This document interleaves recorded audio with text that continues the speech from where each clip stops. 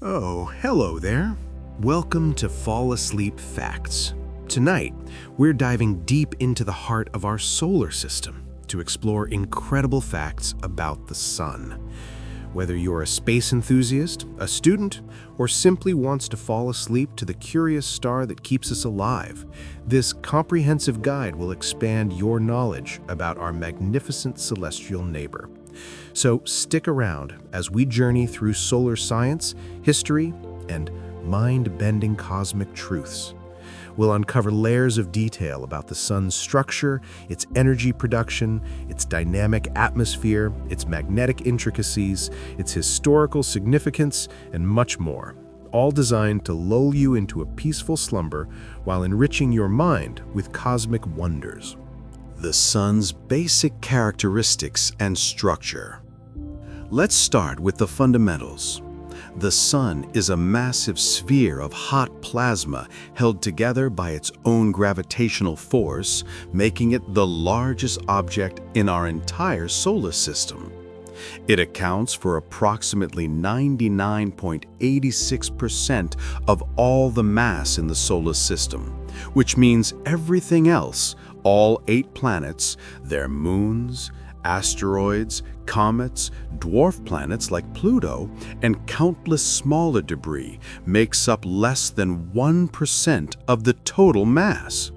This demonstrates the overwhelming dominance of our star in maintaining the gravitational order of our cosmic neighborhood. Without the sun's immense gravity, the planets would scatter into the cold void of interstellar space, and our solar system as we know it would cease to exist. The sun's mass is so vast that it creates a gravitational well that dictates the orbits of not just nearby worlds, but influences objects far out in the Kuiper Belt and even the distant Oort cloud, the hypothetical reservoir of comets surrounding the solar system at distances up to a light year away. The sun's diameter is approximately 1.39 million kilometers, which is roughly 109 times larger than Earth's diameter of about 12,742 kilometers. To put this into perspective, you could fit approximately 1.3 million Earths inside the sun's volume, a calculation based on the cube of the diameter ratio. Imagine lining up Earths side by side across the sun's equator. It would take about 109 Earths to span that distance. If you were to stand on Earth and look at the sun, it appears to be roughly the same size as the moon in our sky, subtending an angular diameter of about 0.5 degrees. But this is only due to the vast distance between us and the sun.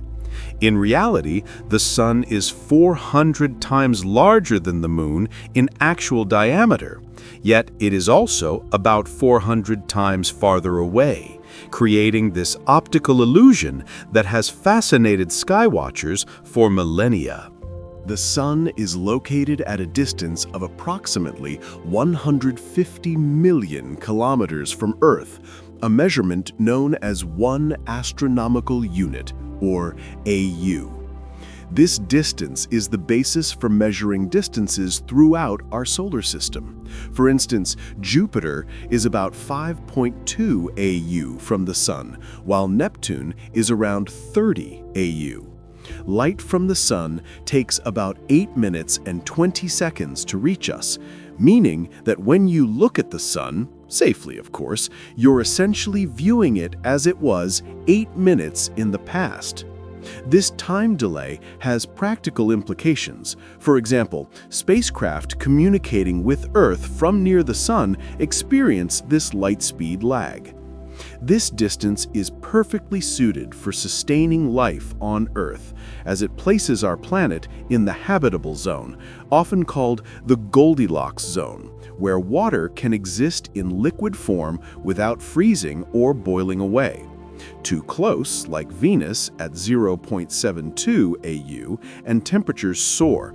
Too far, like Mars at 1.52 AU, and it freezes.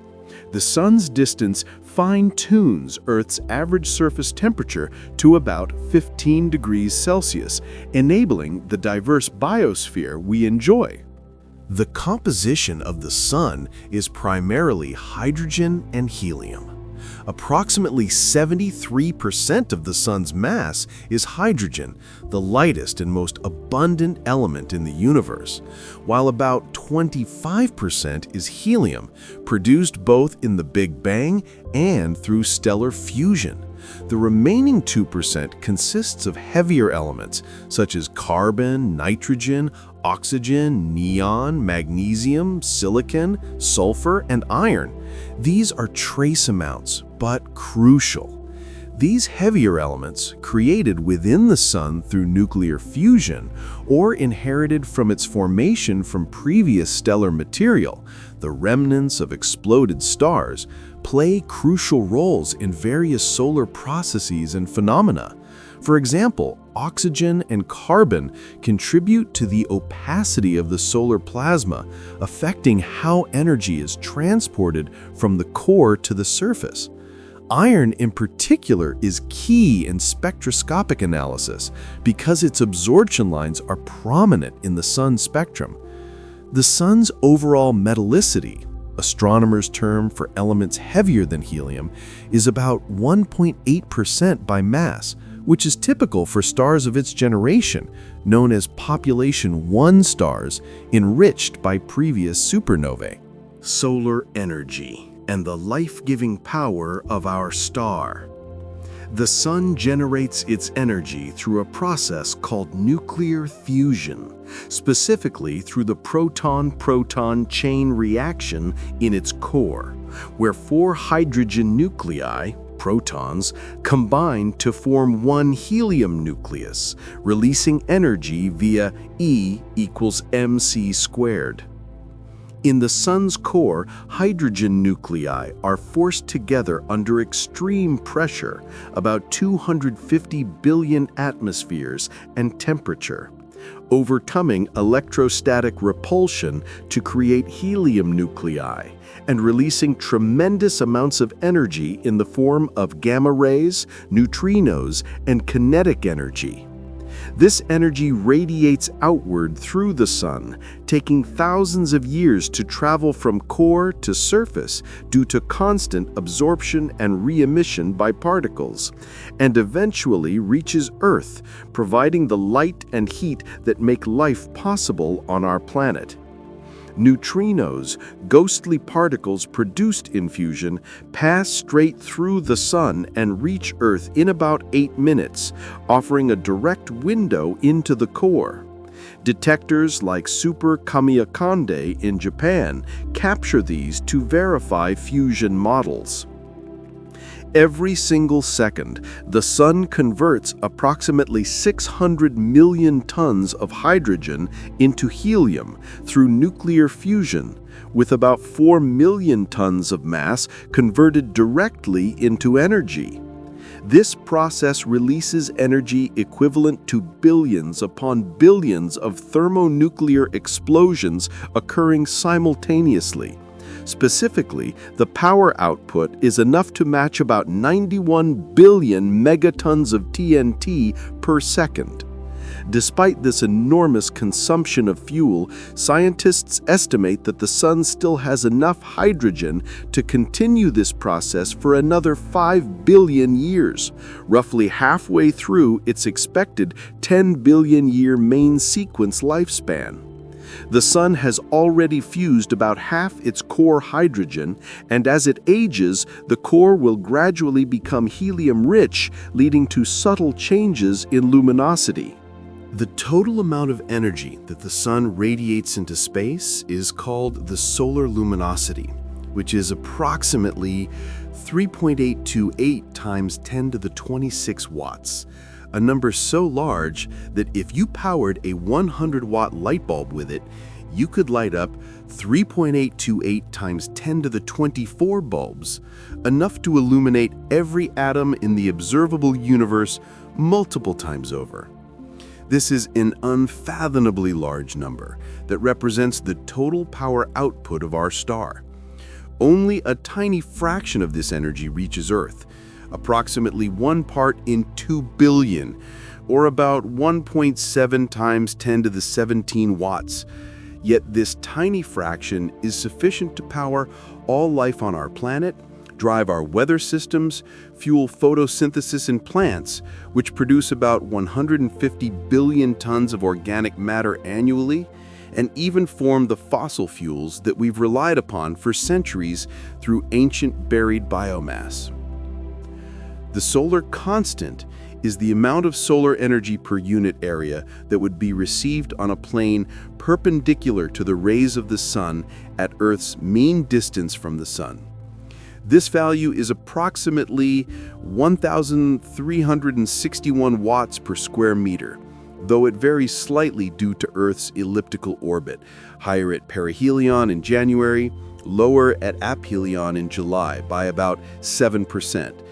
This constant energy input is what drives Earth's climate system, powers photosynthesis, converting about 0.02% of incoming solar energy into chemical energy globally, and maintains the temperature balance necessary for life. Variations in the solar constant, even small ones like the 0.1% change over the solar cycle, can have significant impacts on Earth's climate over extended periods, influencing phenomena like ice ages when combined with orbital variations, Milankovitch cycles. The sun's energy output isn't perfectly steady. It fluctuates with solar activity. During solar maxima, increased sunspots and flares can boost ultraviolet radiation by up to 10%, affecting atmospheric chemistry.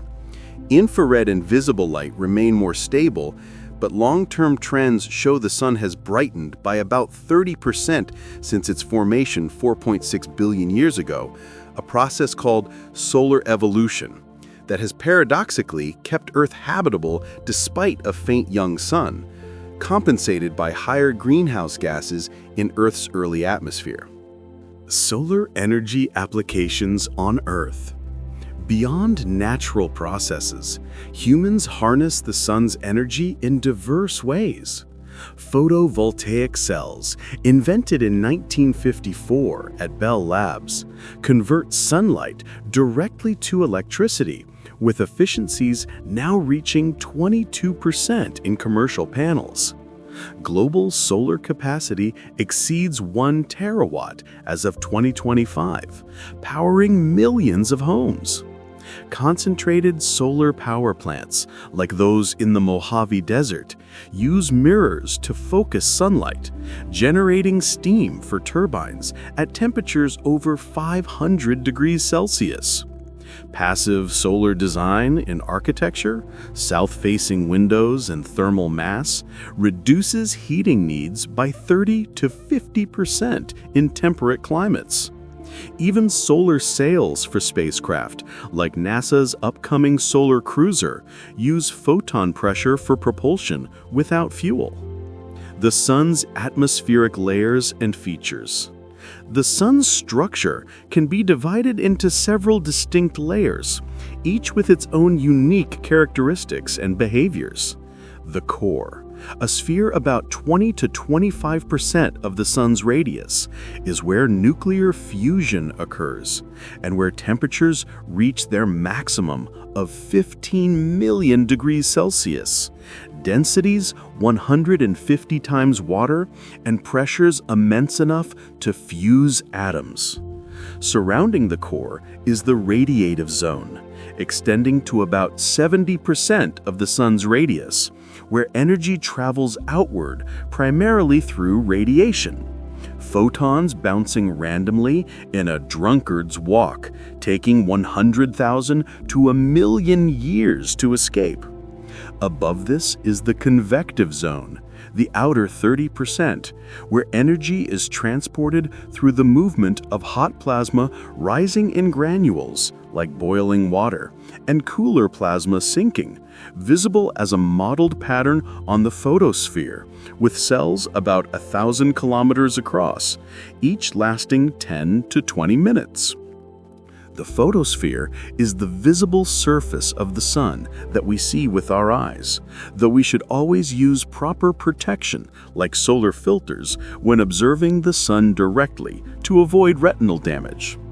The photosphere is approximately 500 kilometers thick and consists of a roiling, turbulent layer of plasma denser than Earth's air but still gaseous. It emits a black body spectrum peaking in green light, hence why the sun appears white-yellow. Below the photosphere, we cannot see the sun directly due to the opacity of the gases blocking light, but above it, the atmosphere becomes more transparent, allowing us to peer into deeper layers with specialized instruments like neutrino telescopes. The chromosphere is the layer of the sun's atmosphere immediately above the photosphere, extending from about 500 kilometers to 2,000 to 3,000 kilometers altitude. Its name comes from the Greek words chroma, meaning color, and sphere, meaning ball. Named this way because it appears as a thin reddish line during total solar eclipses due to hydrogen alpha emission at 656.3 nanometers. The chromosphere extends roughly 2,000 kilometers above the photosphere on average, but can reach 10,000 kilometers in active regions, and has a temperature range from about 4,000 degrees Celsius at the base to 20,000 degrees Celsius higher up, rising due to magnetic wave dissipation. The chromosphere is where solar flares and prominences originate, making it a region of intense activity. It's also home to spicules, jet-like structures shooting up at 20 to 30 kilometers per second, lasting minutes, numbering in the millions, and recycling chromospheric material. Transitioning to the transition region, a thin layer just 100 kilometers thick, where temperatures skyrocket from 20,000 degrees Celsius to 1 million degrees Celsius, this interface is puzzle-like, with magnetic fields channeling energy. Then the corona is the outermost region of the sun's atmosphere, extending millions of kilometers into space, from about 10,000 kilometers outward to the heliosphere's edge. During a total solar eclipse, the corona becomes visible to observers on Earth as a white halo surrounding the sun's silhouette, with streamers and plumes shaped by magnetic fields. The corona is extremely thin, density 1 times 10 to the negative 12 grams per cubic centimeter, and would be invisible to us without the eclipse blocking the bright photosphere. The corona is also where the mysterious heating occurs that makes it hotter than the photosphere, a puzzle that scientists continue to investigate using X-ray telescopes like Hinode or Chandra, revealing loops of million-degree plasma confined by magnetism. Solar activity and phenomena. Sunspots are dark patches that appear on the surface of the sun caused by concentrations of magnetic field lines emerging from the interior that inhibit convection and prevent hot material from rising to the surface, cooling the area by about 1,500 degrees Celsius. These regions appear dark only in contrast to the surrounding brighter photosphere. They are still extraordinarily hot at around 4,000 to 4,500 degrees Celsius and emit light across the spectrum. Sunspots can be enormous, with some reaching diameters larger than Earth, up to 50,000 kilometers, or even Jupiter-sized in umbral groups. They often appear in pairs or groups of opposite magnetic polarity connected by loops and follow the 22-year Hale cycle where polarity reverses. The number of visible sunspots varies according to the solar cycle, which we'll discuss in greater detail shortly. butterfly diagrams plot sunspot latitudes over time, showing migration from mid-latitudes to equator as the cycle progresses. Solar flares are sudden, intense bursts of energy and radiation released from the sun's surface, typically occurring near sunspots where magnetic reconnection snaps field lines. These eruptions can release energy equivalent to millions of hydrogen bombs, up to 10 to the 32 ergs for X-class in minutes to hours, accelerating particles to near light speed. Solar flares are classified on a scale from A, B, C, M to X, with each letter 10 times stronger and subclasses 1 to 9. X-class flares being the most powerful. The most powerful flare ever recorded was an X-28 flare that occurred in November 2003, saturating sensors and causing radio blackouts. Flares emit across the spectrum but peak in X-rays and gamma rays, ionizing Earth's ionosphere and disrupting GPS, HF radio. Coronal mass ejections, or CMEs, are massive bursts of solar wind and magnetic fields rising above the sun's surface into the corona and then being released into interplanetary space at 200 to 3,000 kilometers per second. These events can release billions of tons, up to 10 to the 16 grams of solar material, often associated with flares or filament eruptions. When directed toward Earth, CMEs can cause geomagnetic storms that disrupt satellites, power grids like the 1989 Quebec blackout, and communications networks while compressing the magnetosphere and injecting particles into the Van Allen belts. However, they also create the beautiful aurora borealis and aurora australis that light up our sky at high latitudes, with colors from oxygen, green or red, and nitrogen, blue or purple. Solar prominences are large, hot structures of plasma held above the sun's surface by magnetic forces, often resembling loops, arcs, or hedges.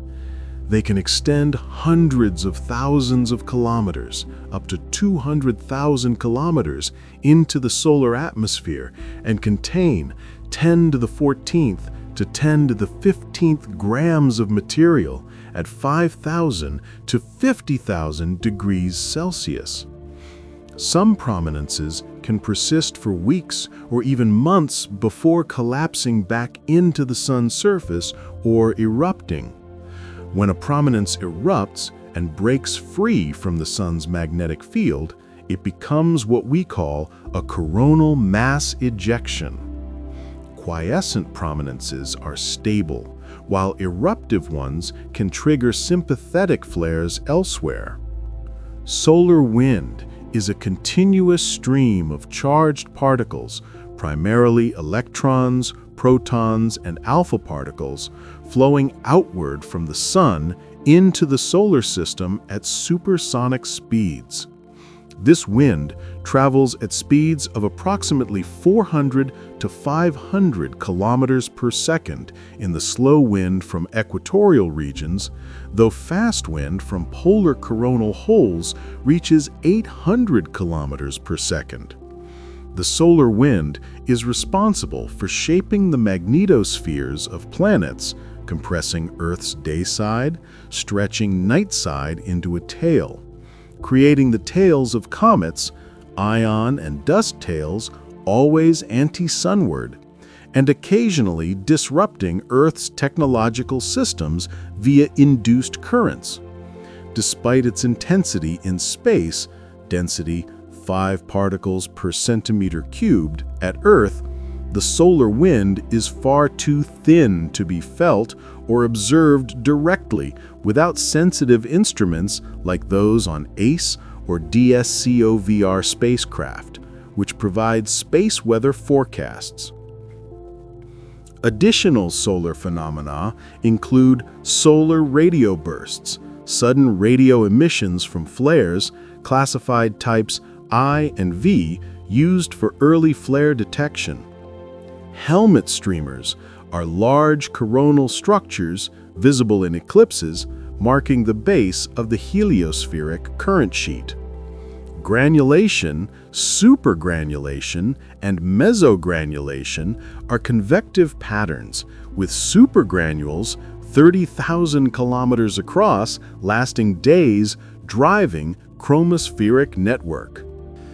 The solar cycle, also known as the sunspot cycle or Schwabe cycle, is an approximately 11-year cycle in which the appearance of sunspots on the sun varies periodically, though lengths range 9 to 14 years.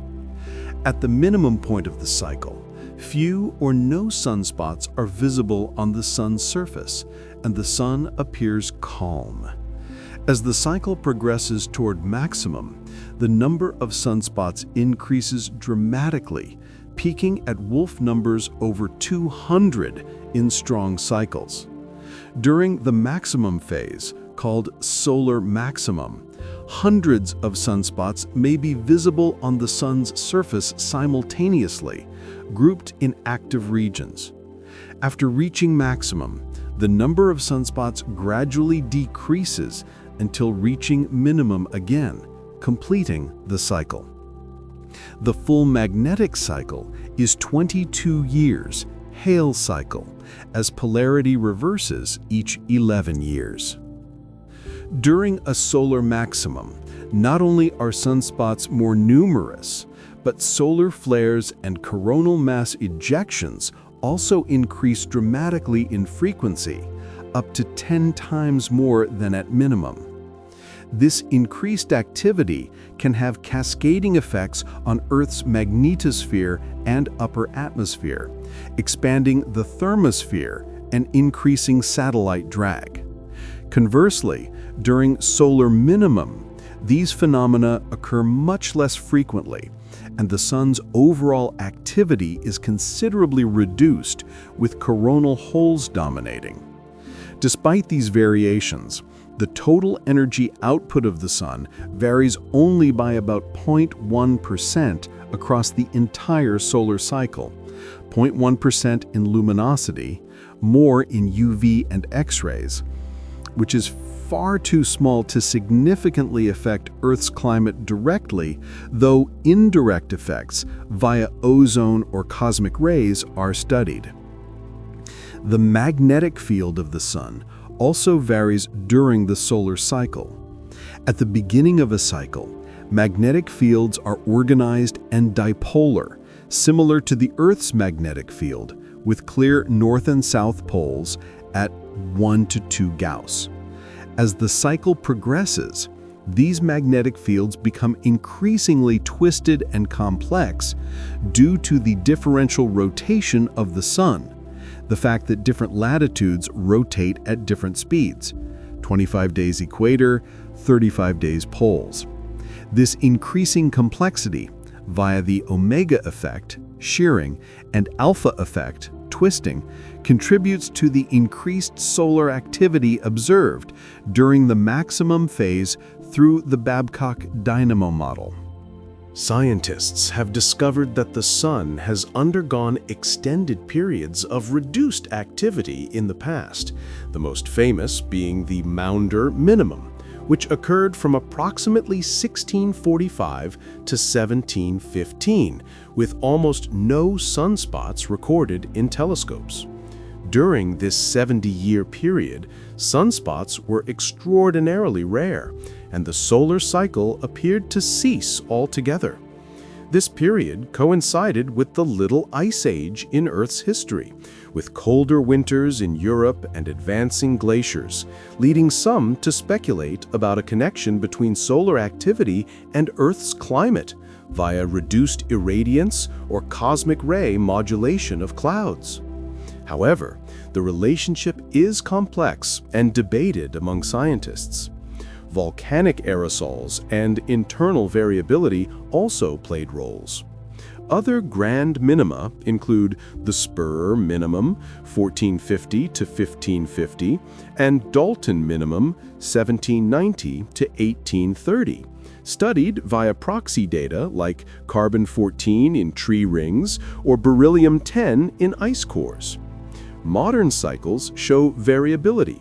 Cycle 24, 2008 to 2019, was weak, with peak sunspot number approximately 116, while Cycle 25, ongoing as of 2025, is stronger than predicted, reaching maximum around mid-2025 with enhanced activity.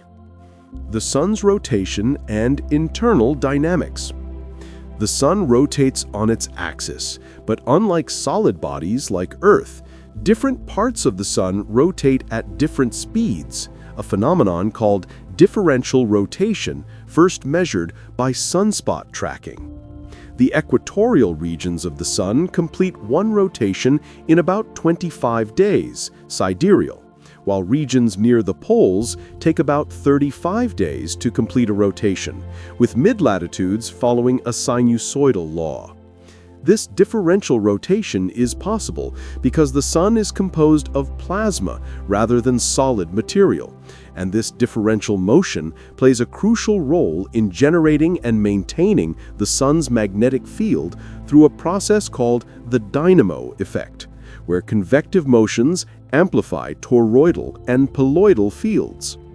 The rotation of the Sun can be observed by tracking the movement of sunspots or other features across the visible disk of the Sun over several days, a method used since Galileo. Ancient astronomers, like those using Chinese records from 28 BC, noted sunspots with naked eye during sunsets. The rotation axis of the Sun is tilted about 7.25 degrees relative to the ecliptic plane, which is the plane defined by Earth's orbit around the Sun, causing seasonal views of solar poles. This tilt affects the Earth-Sun distance slightly, but more importantly, influences heliospheric structure. Internal waves within the Sun, called solar oscillations, or P modes, pressure modes, G modes, gravity modes, occur due to the movement of plasma within the solar interior with periods of minutes. These oscillations create patterns of vibrations that can be detected and analyzed through a technique called helioseismology, using Doppler shifts in spectral lines from instruments like SOHO's MDI or SDO's HMI. By studying these oscillations, millions of modes ringing like a bell, scientists can infer information about the Sun's internal structure, temperature distribution, core 15.7 million K, rotational profile at different depths, rigid below radiative zone, differential above, and even helium abundance. This technique has revolutionized our understanding of the Sun's interior in ways that direct observation could never achieve, confirming models and detecting subsurface flows like torsional oscillations preceding cycles. The Sun's magnetic field. The Sun's magnetic field is one of the most complex and dynamic phenomena in our solar system, generated deep in the tachocline, interface between radiative and convective zones. The total magnetic field strength at the Sun's surface is typically about 1 to 3 Gauss in quiet regions, though in sunspots it can reach 3,000 to 4,000 Gauss or kilogauss range. For comparison, Earth's magnetic field at the surface is only about 0.5 Gauss, making the Sun's magnetic field in active regions approximately 10,000 times stronger locally. This extraordinarily strong magnetic field plays a fundamental role in virtually all aspects of solar activity and behavior, from confining plasma in loops to accelerating solar wind. The magnetic field of the Sun is generated by the movement of electrically conducting plasma in the convection zone and radiative zone via the solar dynamo. This process is called a dynamo, similar in principle to how a dynamo generates electrical current in mechanical devices, but operating on a scale and with a complexity far beyond our everyday experience, involving turbulence, meridional circulation, and flux transport. The precise mechanisms by which this dynamo operates, whether interface dynamo or distributed, and how the magnetic field is amplified and sustained, remain active areas of research in astrophysics, modeled with supercomputers simulating MHD equations. The magnetic field lines of the Sun extend far into space, carrying the solar wind and creating what is known as the heliospheric current sheet, a wavy, ballerina skirt-like structure due to differential rotation. This sheet extends throughout the entire solar system and marks the boundary between the different polarities of the Sun's magnetic field, with current density approximately 10 to the -6 amperes per square meter. The Earth orbits through this current sheet twice every solar rotation, sector structure, sometimes being above it and sometimes being below it, which can affect our magnetosphere and upper atmosphere via Russell-McFerrin effect, enhancing storms.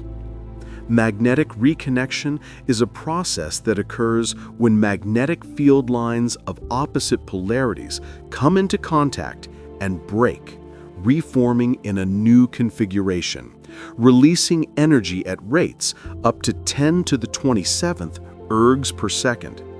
This process, theorized by Sweet-Parker models and Pechik models, releases enormous amounts of energy that can drive solar flares and coronal mass ejections, accelerating particles in reconnection jets. Understanding magnetic reconnection is crucial for predicting solar storms and protecting our technological infrastructure from solar disturbances, with labs simulating it in plasma devices. Joy's law, sunspot tilt, and Hale's polarity rules govern field evolution. Flux emergence forms bipolar regions. Decay leaves polar fields for next cycle. The Sun's age and future. The Sun is currently about 4.6 billion years old, having formed from the gravitational collapse of a portion of a molecular cloud in the Orion arm of the Milky Way, triggered, perhaps, by a nearby supernova. During its formation, material gathered at the center of this cloud under gravity, spinning up into a disk. And as the density and temperature increased to 10 million K, nuclear fusion eventually began, marking the birth of the Sun as a T Tauri star. Scientists can estimate the Sun's age by calculating its mass and luminosity, and comparing these properties to theoretical models of stellar evolution, cross-checked with meteorite radiometric dating, UPB, in CAIs at 4.567 billion years. The Sun is currently in the middle of its life, having reached what astronomers call the main sequence phase about 4.6 billion years ago. Classified as a G2V yellow dwarf, the main sequence is a stable phase in a star's life where it steadily fuses hydrogen into helium in its core via pp chain, 99%, and CNO cycle, 1%. Stars spend approximately 90% of their total lifespan in this main sequence phase, and the Sun is about halfway through this phase, having perhaps another 5 billion years of stable hydrogen burning ahead, with luminosity increasing 1% every 110 million years. In approximately 5 billion years, the Sun will exhaust the hydrogen fuel in its core when helium fraction reaches about 0.68. When this occurs, the core will contract and heat up to 100 million K, while the outer layers will expand dramatically as hydrogen shell burning ignites. This expansion will cause the Sun to grow into a giant star, likely engulfing Mercury, Venus, and possibly Earth. If Earth survives, it will be scorched. The Sun will become what astronomers call a red giant, characterized by a much larger size, up to 256 times current radius, Lower surface temperature, about 3000 K, and increased luminosity up to 2,000 times compared to its current state, ascending the red giant branch in the HR diagram. After the red giant phase, which will last for approximately 1 to 2 billion years, including horizontal branch and asymptotic giant branch with thermal pulses, the Sun will shed its outer layers into space via superwinds, creating what is called a planetary nebula, like the Ring Nebula, glowing from UV ionization. The exposed core of the Sun will become a white dwarf, an incredibly dense stellar remnant with a mass comparable to that of the Sun, 0.6 solar masses final, but compressed into a volume comparable to that of Earth, density 10 to the 6th grams per centimeter, supported by electron degeneracy. This white dwarf will gradually cool over trillions of years from 100,000 K to below, eventually becoming a black dwarf when the universe is 10 to the 14 years old, though the universe is not yet old enough for any black dwarfs to have formed. No supernova for the Sun, too low mass. Solar eclipses and their significance. A solar eclipse occurs when the Moon passes directly between the Earth and the Sun, blocking the Sun's light and casting a shadow on Earth's surface divided into umbra, total, and penumbra, partial. This can only occur during a new moon phase, when the Moon is positioned between the Earth and Sun in syzygy. A total solar eclipse occurs when the Moon completely blocks the Sun's disk, and observers in the path of totality experience a few minutes of darkness during daytime, up to 7.5 minutes max, like 2017's 2.40. This phenomena allows astronomers to study the Sun's corona, which is normally hidden by the bright photosphere, revealing flash spectrum and prominences. The path of totality for a solar eclipse is typically only about 160 kilometers wide, but can stretch for thousands of kilometers across Earth's surface as the Moon's shadow races across the planet at speeds exceeding 1,700 kilometers per hour, faster at equator. Only observers within this narrow path of totality experience a total eclipse. Observers outside this path, but still within the lunar shadow, up to 5,000 kilometers wide, see a partial eclipse, where the Moon blocks only part of the Sun's disk. Annular eclipses occur when Moon is farther, at apogee, leaving a ring of Sun. Hybrid are rare shifts. Solar eclipses have been crucial to advancing scientific understanding of the Sun.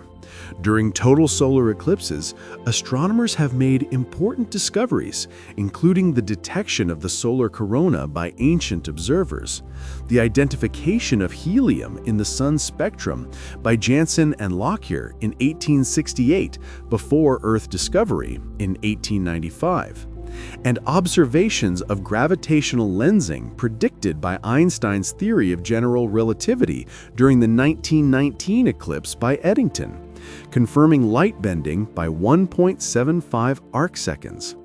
Other tests include quasar radio deflections. The frequency of solar eclipses is a fascinating aspect of celestial mechanics, about 2 to 5 per year, but totality rare at any location, every 375 years average. By an extraordinary cosmic coincidence, the Sun and Moon appear almost exactly the same size in Earth's sky, 0.53 degrees versus 0.52 degrees average, which is why total solar eclipses are possible at all. The Moon is about 400 times smaller than the Sun, but it is also about 400 times closer to Earth, resulting in nearly identical angular sizes. This coincidence is sometimes called a remarkable cosmic synchronicity, though some argue this apparent coincidence is actually a consequence of tidal forces gradually moving the Moon away from Earth at 3.8 centimeters per year, ending totality in 600 million years. Saros cycles repeat eclipses every 18 years, 11 days, with famous series like Saros 136 producing long totals. The Sun's composition and chemical elements. The Sun's composition reflects its age and formation history from a cloud enriched by Type II supernovae. Besides hydrogen, 73.46% by mass, 92.1% by number, the Sun contains trace amounts of every element heavier than helium, from lithium to uranium. These heavier elements, collectively called metals by astronomers, Z equals 0.0122 solar, were created through nuclear fusion in earlier generations of stars or cosmic ray spallation. When those ancient stars exploded as supernovae or shed winds, they dispersed these elements into space, enriching the interstellar medium from which the Sun eventually formed 4.6 GYA.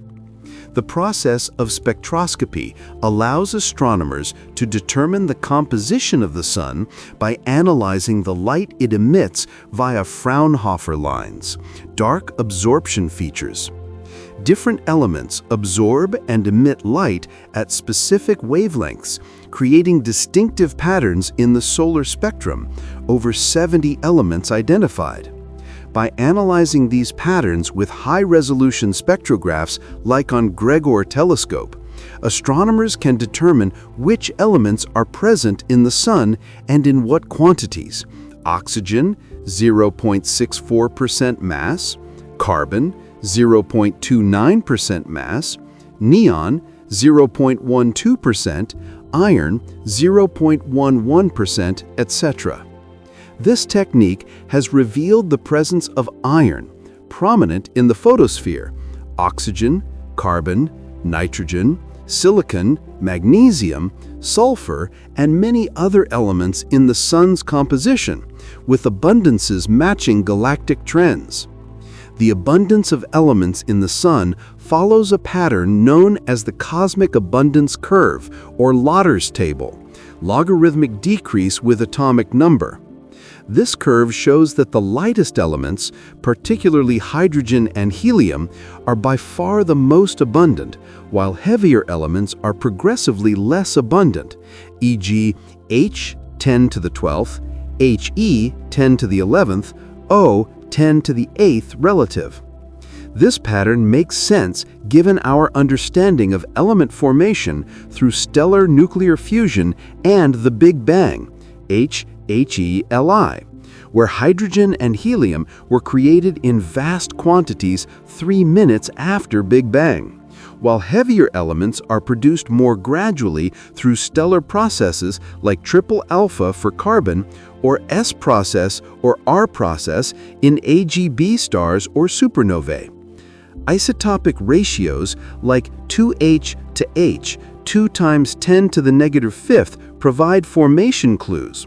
Solar neon-oxygen ratio debates if Sun is metal-rich. Solar radiation and the electromagnetic spectrum. The Sun emits radiation across the entire electromagnetic spectrum, from extremely long wavelength radio waves, greater than 10 meters, to extremely short wavelength gamma rays, less than 10 to the negative 12 meters, with 99% in 0.25 to 3 micrometers. The distribution of this radiation across different wavelengths is described by a spectrum called the solar spectral irradiance, approximating a 5772K blackbody, but with lines. The peak of this spectrum occurs in the visible light range, 400 to 700 nanometers, 43% of energy, which is why our eyes evolved to see primarily in this range. We evolved to see the wavelengths where our star emits most of its energy, green peak, but balanced to white. Ultraviolet radiation from the Sun, UV, less than 400 nanometers, 9% energy, is responsible for creating Earth's ozone layer via O2 photolysis, a crucial component of our atmosphere that protects life from harmful UV radiation, absorbing 99% UVB and UVC. However, when UV radiation from the sun increases during periods of high solar activity, up to 50% variability in UV, it can cause additional ozone depletion and increase UV exposure at Earth's surface, linked to skin cancer. The relationship between solar UV output and ozone chemistry is complex and remains an active area of climate and atmospheric research, with models like CMIP assessing solar forcing. X-rays, less than 10 nanometers, and extreme UV are produced in the sun's corona and are particularly intense during solar flares and coronal mass ejections, with flux varying 100-fold over cycle. These X-rays can penetrate Earth's upper atmosphere, ionizing the D layer and causing radio blackouts, and can be hazardous to astronauts in space, doses up to 1 SV per event, and passengers on high-altitude aircraft during extreme solar events, polar routes. X-ray observations of the sun with YOCO, RHESSI, or NuSTAR have provided valuable insights into the temperature and structure of the corona, as the corona emits most of its radiation in soft X-ray wavelengths, showing loop arcades. Infrared radiation from the sun, IR, more than 700 nanometers, 48% energy, also plays an important role in Earth's climate system.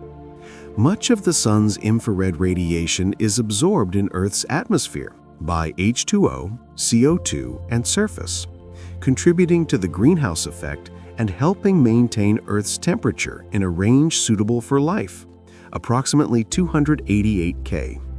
The balance between incoming solar radiation, mostly visible, and outgoing thermal radiation in the infrared, Earth's black body, 255 K without GHG, is crucial for determining Earth's climate, with imbalances driving warming. Radio emissions from the sun include thermal bremsstrahlung and non-thermal gyrosynchrotron, from flares monitored by networks like RSTN for bursts up to 1 million SFU. Solar observation and historical discoveries. The invention of the telescope in the early 17th century by Hans Lippershey revolutionized our understanding of the sun. Early telescopic observations of the sun by Galileo Galilei, Johannes Fabricius, Thomas Harriot, and Christoph Scheiner revealed sunspots in 1610–11, disproving the ancient belief in a perfect, unchanging sun per Aristotle per Ptolemy. These observations, projected safely, provided support for the heliocentric model of the solar system proposed by Copernicus and Galileo against the prevailing geocentric model, as sunspots' motion proved solar rotation. The discovery of the solar cycle was made by Heinrich Schwab in 1843, after carefully observing and counting sunspots for over 17 years with a small telescope. Schwab noticed that the number of sunspots varied periodically, with an approximately 11-year cycle, publishing in 1851. This discovery revealed that the sun undergoes regular changes in its activity levels, contradicting the assumption that the sun was unchanging. The solar cycle has been a focus of intensive study for nearly 2 centuries, with Carrington determining rotation in 1859 and identifying the first flare. The spectroscopic analysis of the sun in the 19th century by Kirchhoff and Bunsen revealed its composition and provided evidence for the existence of elements that had not yet been discovered on Earth. Most famously, helium was first identified through spectroscopic analysis of the solar spectrum during the 1868 eclipse by Norman Lockyer, naming it after Helios, before it was isolated on Earth in 1895 from Uranitis. This discovery demonstrated the power of astronomical observation to advance our understanding of chemistry and the composition of matter. The development of space-based observatories has transformed solar astronomy in the modern era. Satellites such as the Solar and Heliospheric Observatory, SOHO, launched in 1995 by ESA and NASA, have provided unprecedented detail of solar phenomena with 12 instruments, discovering over 4,000 comets. More recent missions, like the Solar Dynamics Observatory, SDO 2010, images every 10 seconds in 10 wavelengths at 1806 resolution, and the Parker Solar Probe 2018 has flown through Corona 20+ times by 2025, touching speeds 700 kilometers per second, sampling particles at 9.5 solar radii, measuring Alfvén waves solving heating. Ground observatories like DKIST 2022 achieved 0.03 arcsec resolution, resolving 20-kilometer features. The Sun's interaction with planets and space. The solar wind and the Sun's magnetic field extend throughout the solar system, creating the heliosphere, a vast bubble 100 to 150 AU radius, inflated against interstellar medium. This region of space is dominated by the Sun's influence and represents the extent of the Sun's power to shape the space around it, with pressure balancing at termination shock about 90 AU. The boundary of the heliosphere, called the heliopause, about 120 AU, is where the solar wind's influence ends and the interstellar medium begins, crossed by Voyager 1 in 2012 and Voyager 2 in 2018. The Voyager spacecraft, launched in 1977 and still transmitting data today via 23-watt transmitters, has provided the first direct measurements of the heliopause, detecting galactic cosmic rays increase and solar particles drop. The Sun's gravity holds all 8 planets in orbit, along with countless asteroids, comets, and other bodies in Keplerian ellipses. Each planet experiences a gravitational force from the Sun that depends on its mass and distance, according to Newton's law of universal gravitation. F equals g/m/m over r squared, with orbital period squared proportional to semi-major axis cubed. This gravitational force keeps planets in their orbits and prevents them from flying off into the void of space, with perturbations causing resonances like Jupiter's Trojans. The precise balance between a planet's orbital velocity, Earth, 30 kilometers per second, and the Sun's gravitational pull maintain stable planetary orbits over billions of years, though chaos theory suggests Mercury instability in 5 GYR. The Sun's radiation creates pressure on all objects in the solar system through radiation pressure, P equals I over C for absorption, about 4.5 micropascals at Earth. This pressure is caused by the momentum carried by photons of light, P equals E over C. While this pressure is typically very small, 10 to the -6th Earth gravity, it can have significant effects on small, light objects like comets and dust particles, perturbing orbits. Poynting-Robertson drag spirals dust inward. In fact, radiation pressure is responsible for creating the spectacular tails of comets, which always point away from the Sun regardless of the direction of the comet's motion through space. Ion tail straight, dust curved.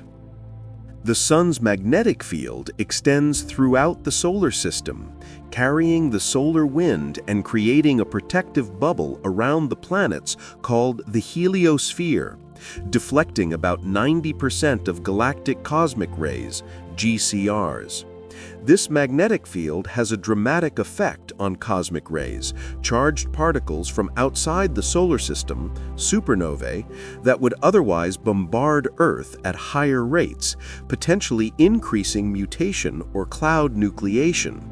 The sun's magnetic field acts as a shield, deflecting many cosmic rays via Lorentz force and preventing them from reaching inner planets. During periods of low solar activity, minima or grand minima, more cosmic rays penetrate to Earth's surface, measured by neutron monitors, correlating with 14C production. Solar energy and human technology. The sun is the ultimate source of virtually all energy used by human civilization, directly or indirectly. Fossil fuels, coal, oil, and natural gas represent ancient solar energy, captured by photosynthesis millions of years ago in phytoplankton and plants buried and transformed under pressure. By burning these fuels, we are, in a sense, using stored solar energy that was captured by prehistoric organisms over 300 million years in Carboniferous. This connection between solar energy and modern civilization highlights how dependent we are on our star, even in ways we don't often appreciate. Global fossil use, approximately 10 to the 20th joules per year, traces to sun. Renewable energy sources, such as solar panels, PV, and wind turbines, represent attempts to directly harness the sun's energy or to use energy created by the sun's effect on Earth's atmosphere. Differential heating drives winds. Solar panels convert the sun's radiation directly into electricity through the photovoltaic effect in silicon junctions, with global installations producing more than 1,000 terawatt-hours annually. Wind turbines exploit the circulation patterns in Earth's atmosphere created by uneven heating from the sun, generating 2,000 terawatt-hours. Hydroelectric dams exploit water cycles driven by the sun's energy evaporating oceans, and biomass represents organic material created through photosynthesis powered by solar radiation, closing the loop. Solar thermal energy systems use the sun's heat directly to warm water or air for use in buildings via flat plate collectors or evacuated tubes.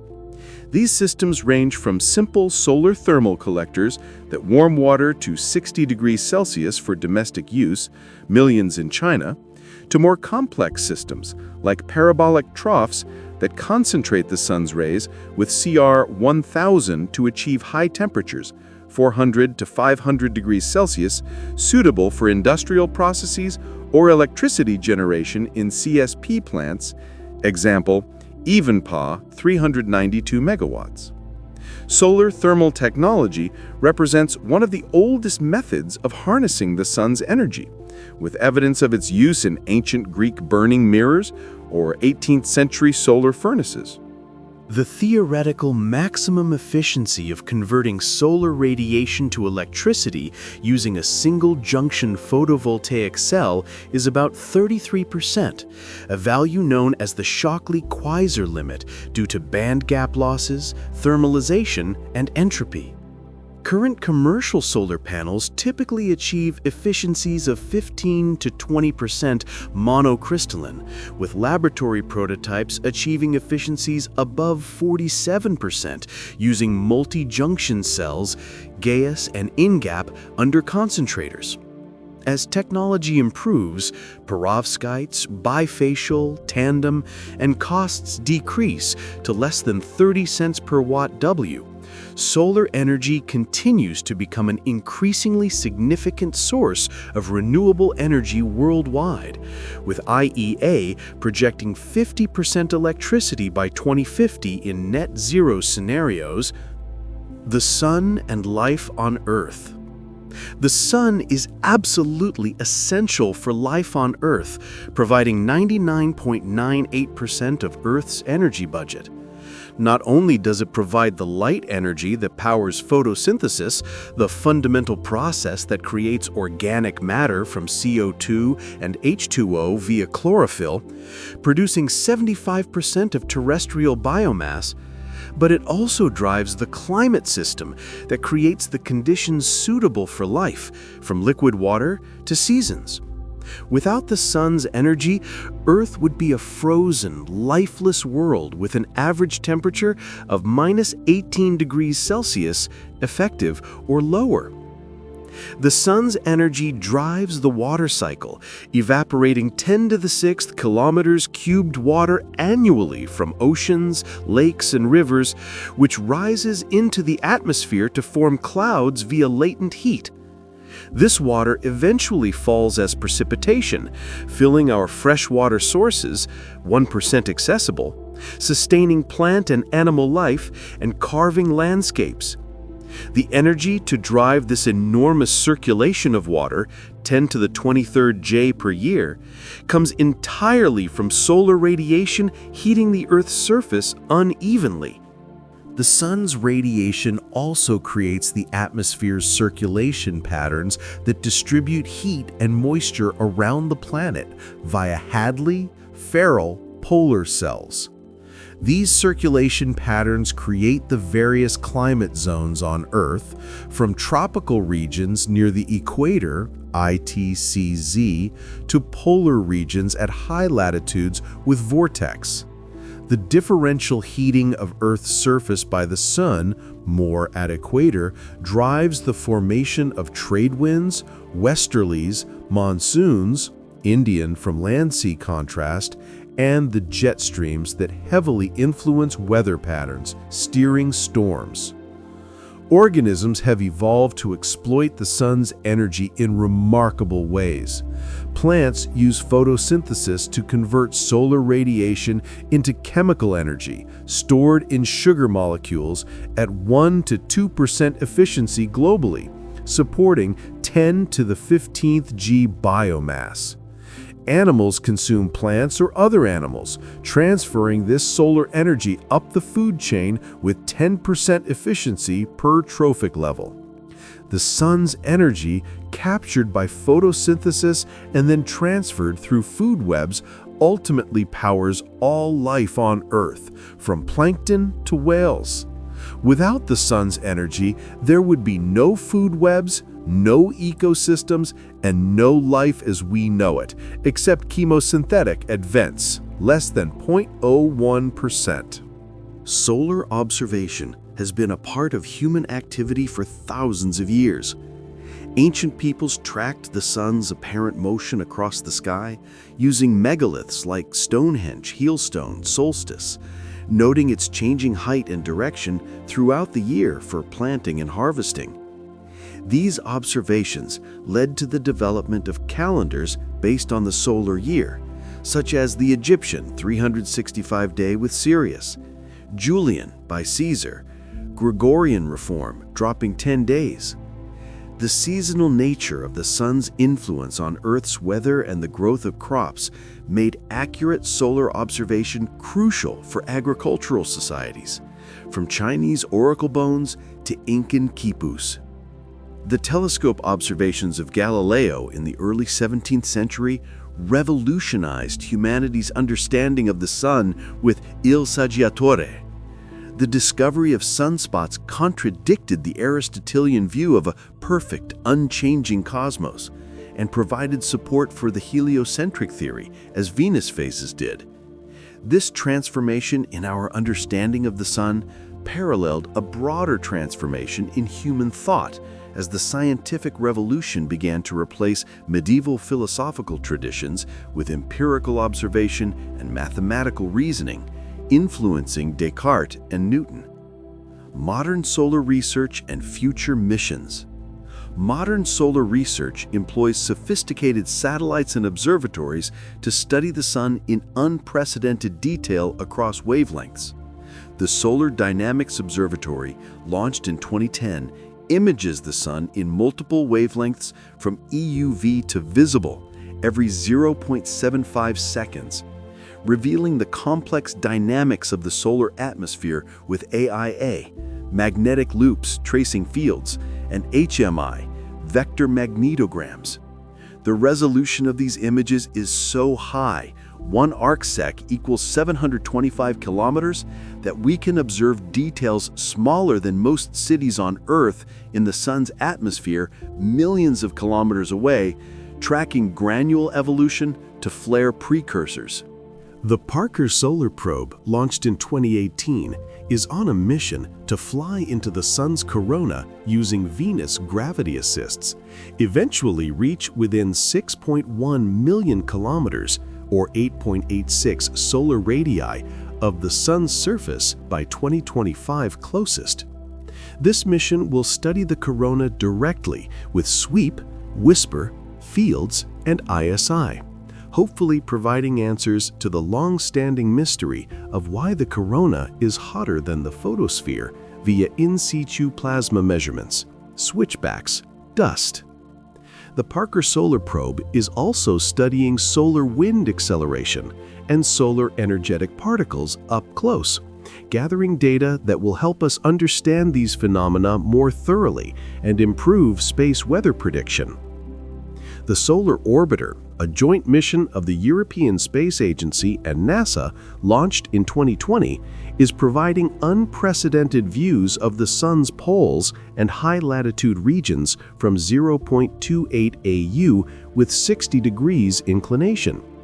These regions are normally difficult to observe from Earth-based observatories and satellites in the ecliptic, so direct observations from Solar Orbiter with PHI, EUI, and METIS are providing new insights into solar dynamics like polar vortices and fast wind origins. The mission is particularly focused on understanding solar flares and coronal mass ejections with coordinated SDO views. Future solar missions will likely employ even more advanced technology to study the Sun in greater detail. Proposed missions include Aditya L1, India, 2023 at L1. Direct observations of the photosphere with resolution approaching 0.01 arcseconds, an 7 kilometers, via next-gen telescopes or interferometry. Other missions will employ radio telescopes like upgraded VLA to study solar radio bursts and other radio emissions in centimeter waves. ESA's Vigil at L5 for side-view CMEs, NASA MUSE and PUNCH for inner heliosphere. These future missions promise to revolutionize our understanding of solar physics in the same way that current missions have transformed our knowledge over the past 2 decades, enabling better forecasts, protecting trillions in assets. The Sun's role in stellar physics. The Sun serves as the fundamental reference star for all of stellar physics, the standard candle with precisely known distance, 1 AU parallax. Because it is relatively nearby, 8 light minutes, and well studied with diverse methods, the Sun provides a crucial calibration point for understanding other stars whose distances are via parallax, Gaia, or spectra. Properties of the Sun measured directly, such as its radius, 696,000 kilometers via transit, luminosity, 3.828 E 26 watts, mass, 1.989 E 30 kilograms via orbits, provide reference values for comparing and understanding distant stars whose properties must be inferred from observation like Doppler or astroseismology. The Hertzsprung-Russell diagram is a plot of stellar luminosity against stellar surface temperature, or color, that reveals the evolutionary stages of stars from protostars to remnants. The Sun is located in the middle of the main sequence in this diagram. Most other stars, approximately 90%, are also located along the main sequence, where stars spend the majority of their lives fusing H. By studying stars throughout the Hertzsprung-Russell diagram, giants, supergiants, white dwarfs, astronomers can understand the life cycle of stars from birth and nebulae to death, with the Sun as the primary reference point for mass-luminosity relations. The Sun's age and composition have been carefully determined through multiple independent methods: helioseismology for structure, neutrino flux, resolved deficit via oscillations, radioactive dating of meteorites that formed contemporaneously with the solar system, 4.567 GA, by theoretical calculations based on solar models like SSM, and by comparing the Sun to other stars of similar mass in clusters, Pleiades turnoff. These multiple independent confirmations give us high confidence in our understanding of the Sun's age and evolutionary state as mid-main sequence. Conclusion: our appreciation for the Sun. As we reach the end of our exploration of over 200 facts about the Sun, it's important to step back and appreciate the profound importance of this massive ball of plasma to our existence. The Sun is not merely a distant astronomical object to be studied from afar. It is the foundation upon which our entire existence depends. From the air we breathe, oxygen from photosynthesis, to the technology we use, powered ultimately by solar-derived energy. Every breath we take, every meal we eat, every moment of our lives is sustained by the energy that the Sun radiates into space, with Earth intercepting just 0.0000005%, yet thriving. The Sun has been burning steadily for 4.6 billion years, and it will continue to burn for another 5 billion years, its constancy a metronome for life. Throughout human history, the Sun has been constant in its daily journey across our sky, providing light and warmth, inspiring myths, art, science. Yet we now know that this apparent constancy masks an extraordinarily complex and dynamic object, with plasma physics, magnetic storms, fusion furnace capable of tremendous energy releases, and subject to cycles of activity that can affect our technology, GPS errors, grid failures, and our environment, auroral displays, climate nudges. Our modern understanding of the Sun represents the culmination of thousands of years of observation and study, from ancient sky watchers aligning stones to modern satellite instruments probing the core with neutrinos. Generations, from Babylonian eclipse records to AI-analyzed SDO data. The Sun has driven the development of human civilization in countless ways. From the evolution of our eyes, cone cells for color, to see its light, to the calendars we use to organize our lives, leap years for solar alignment, to the scientific principles we have discovered by studying this magnificent star, fusion for H-bombs, magnetism for NRI. As we face challenges such as climate change and the need for sustainable energy, the Sun takes on renewed importance. The fossil fuels that have powered our technological civilization represent ancient solar energy, finite and polluting, while the renewable energy sources that will power our future are either direct conversions of solar energy, PV, CSP, or are driven by the Sun's influence on Earth's climate system, wind, hydro, wave. Transitioning to solar-dominated grids could mitigate warming, with potential for 100% renewable. The Sun will ultimately determine the fate of Earth. In 5 billion years, as the Sun expands into a red giant, it will boil oceans, perhaps vaporize the planet, seeding space with elements for new stars. But for now, and for the foreseeable future, human timescales, the Sun remains the provider of light, heat, and life to our world. A G2V star in a galaxy of billions. Understanding the Sun, from its basic composition and structure to its complex activity cycles, dramatic phenomena, cultural impacts, and future evolution, helps us appreciate the extraordinary environment in which we live and our place in the cosmos. Thank you for taking this comprehensive journey through fascinating facts about the Sun.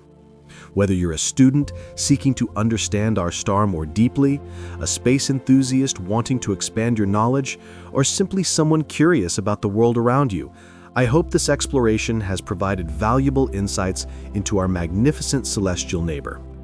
The Sun remains one of the most interesting and important objects in our universe, and scientists continue to make new discoveries about it even today, with Cycle 25 flares, Parker data rewriting textbooks.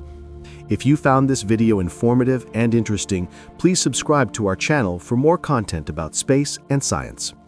Thank you for watching, and we'll see you in the next video.